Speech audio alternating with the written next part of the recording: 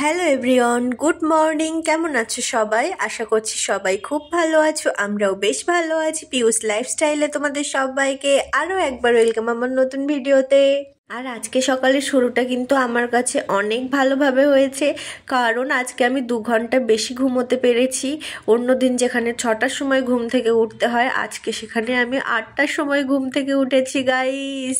যাই হোক, ঘুম থেকে উঠে কিন্তু রেগুলার দিনের মতো আমিও আমার রেগুলার কাজে লেগে পড়লাম। আমার প্রথমেই যে কাজটা থাকে গরম জল করা, চা করা, তো সেগুলো বানিয়ে নিয়ে আমি চলে এসেছি। এসে আমার পতি পরমেশ্বরকে ঘুম থেকে উঠালাম যে স্যার আপনি উঠে পড়ুন, এবার চা বিস্কিটটা খেয়ে নিন। তো সে তো উঠে পড়লো, আর আমাদের কথার আওয়াজে আমাদের একমাত্র পুত্র ধৃতাংশু বাবুও উঠে পড়লো। তো যাই হোক, 3জন মিলে বেশ ভালোভাবে সকালের চাটা খেয়ে নিলাম একসাথে। তো সকালে আমাদের সুন্দর টাইমটা কাটানোর পর চলে আসলো সময় তার ডিউটিতে যাওয়ার। আর সে ডিউটিতে আজকে কিন্তু তার স্কুটিটা নিয়ে যাবে না, সে এরকম র্যাপিডো থেকে একটা গাড়ি বুক করেছে, এটাতেই যাবে। আবার ফেরার সময় র্যাপিডো করেই ফিরবে, কারণ আজকে তার গাড়ি নিয়ে যাওয়ার কোনো প্রয়োজন নেই, অন্য একটা প্রয়োজন আছে, যে কারণে এভাবে গাড়ি বুক করে যাচ্ছে।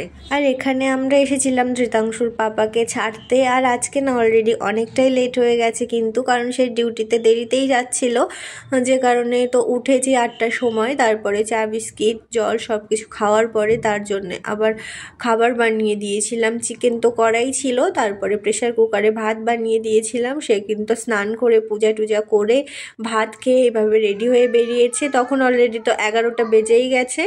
আর আমি ফোনটা ধরে রেখেছিলাম, তো এবার ওই ভাইয়াটা ভাবছে মনে হয় কিছু ভিডিও করছে, কারণ এখন যেহেতু সবাই সোশ্যাল মিডিয়ার আন্ডারে, এখন ফোন ধরার ক্যাপাসিটি দেখলেই কিন্তু সবাই বুঝতে পারবে মনে হয় কেউ ভিডিও করছে, যে কারণে ওই ভাইয়াটা ক্যামেরার দিকে তাকিয়েছিল। আর আমার একটু খারাপই লাগছিল, কারণ এভাবে কারো উইদাউট পারমিশনে ভিডিও নেওয়া উচিত নয়, কিন্তু তাও আমি কি করব, নিয়ে ফেলেছি।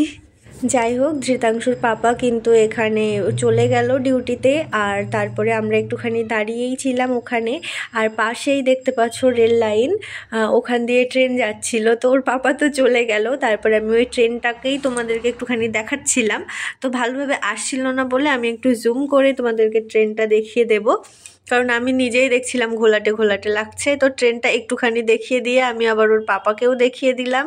তো ওর পাপা চলে যাবে, আর ধৃতাংশু তো নিচ থেকে আসতেই চাইবে না, ওর এখনও মন করছে ওখানে খেলার, যে কারণে ওখানে কিছুক্ষণ খেলতে লাগলো ও।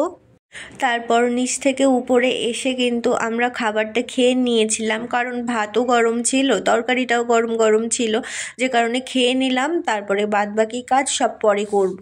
আর আজকে কিন্তু দুপুরের খাওয়াটাই ফাস্ট হয়ে গেছে। তারপরে কিন্তু ঘর পরিষ্কার করা, স্নান করা, কাপড় ধোয়া, এই কাজগুলো পরে করেছিলাম। করে সমস্ত কাজ কমপ্লিট করে শুয়েছিলাম। শুয়ে আমি কিন্তু আজকে সারা দুপুর ঘুমাইনি, যেহেতু একটু লেটেই ঘুম থেকে উঠেছি না, দুপুরে আমার আর ঘুম আসেনি। আর ধৃতাংশুর পাপা ঘরে না থাকলে সত্যি কথা বলতে আমার ঘুম আসে না, কেমন একটু ভয় ভয় লাগে। আর তারপরে ধৃতাংশু কিন্তু ঘুমিয়ে পড়েছিল, আর ধৃতাংশুর ঘুম ভেঙেছে একেবারে ওর পাপার ফোনের আওয়াজ শুনে। আসলে ওর বাবা ফোন করেছিল বিকাল 5টা নাগাদ, ফোন করে বলছিল যে আমি ফিরছি, তোমরাও এসো একটুখানি, আজকে যেহেতু শুক্রবার কিছু কেনাকাটা করা যাবে। যে কারণে আমি বলছিলাম ধৃতাংশু তো এখনও ঘুমোচ্ছে, কি করে যাব আর কি। আর আমার এই কথা শুনে ধৃতাংশু এক লাফে উঠে পড়েছে, বলছে না মা, আমি জেগে গেছি, আমি ঘুরতে যাব। তাই আমি ওকে একটু ক্যামেরাতে দেখিয়ে দিচ্ছিলাম। আর ও এই কথাটা বলেই কিন্তু আবার শুয়ে শুয়ে গড়াগড়ি খাচ্ছে, আর এখানে কিন্তু আবারও ঘুমিয়ে পড়ছিল। আর এই পতাকাটা কিন্তু ঘরেই ছিল। আর এই পতাকাটা নিয়ে দেখো ধৃতাংশু সেই জয় হিন্দ তো বলতে পারে না, জেলিন জেলিন করছিল। আর এখন তো একদম পুরো প্যারেড করে যেমন, সেভাবেই সে জয় হিন্দ বলছিল। আর তারপরে কিন্তু আমরা 2জনে রেডি হয়ে চলে গিয়েছিলাম মার্কেটে। আর ওর বাবা অলরেডি সেখানে এসে দাঁড়িয়েছিল। আর সেখান থেকে আমাদের প্রয়োজনীয় কিছু জিনিসপত্র সেগুলোও কিন্তু নিয়েছি, নিয়ে ঘরে চলে এসেছি। আর এই যে দেখো, ফেরার পথে আমাদের পছন্দের ফাস্টফুডের দোকান থেকে এই যে মোমো নিয়ে এসেছি। আর এই দেখো ধৃতাংশু বসে বসে মোমো খাচ্ছে। আর আমি কি বাজার করে নিয়ে এসেছি চলো তোমাদেরকে একটু দেখিয়ে দিই। এখানকার কিছু জিনিস সে কিন্তু ক্যান্টিন থেকে নিয়ে এসেছে, বাকিটা আমরা মার্কেট থেকে এনেছি। ক্যান্টিন থেকে যেগুলো এনেছে সেগুলো বলে দিই, যেমন মশলা এনেছে লবণ, হলুদ, জিরে, ধনে, এগুলো নিয়ে এসেছে। ম্যাগি নিয়ে এসেছে, 1 বান্ডিল বিস্কিটের প্যাকেট এনেছে। আর বাজার থেকে নিয়ে আসা হয়েছে শিম, ওলকপি, এই যে আমরুদ, আর আনা হয়েছে অরেঞ্জ। আর আনা হয়েছে বাদাম ভাজা আর হচ্ছে ডাল ভাজা। তো এগুলোই কিন্তু আমরা বাজার থেকে অল ওভার নিয়ে এসেছি। আর আজকে রাতের রান্নাটা কিন্তু একদমই সিম্পল, প্লেন ডাল হবে আর আলু ভাতে হবে। তো এখানে কিন্তু আমি পেঁয়াজ, কাঁচা লঙ্কা, টমেটোটা একটু ভেজে নিচ্ছিলাম তেজপাতা, পাঁচফোড়ন দিয়ে।